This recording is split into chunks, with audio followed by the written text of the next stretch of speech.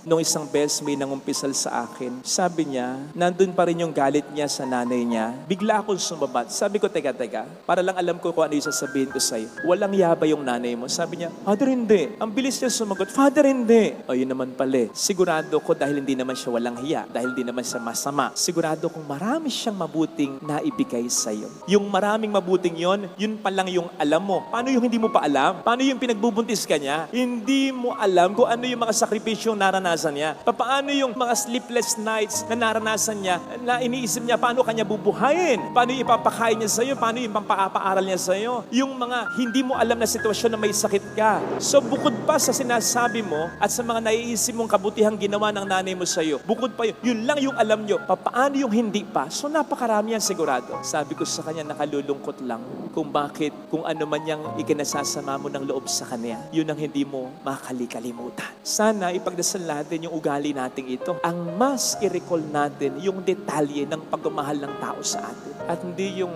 isa, dalawa, kahit mga 10 yung pagkakamali sa atin. Kung all throughout their lives and our lives naman, naging mabuti at mapagmahal sila sa atin.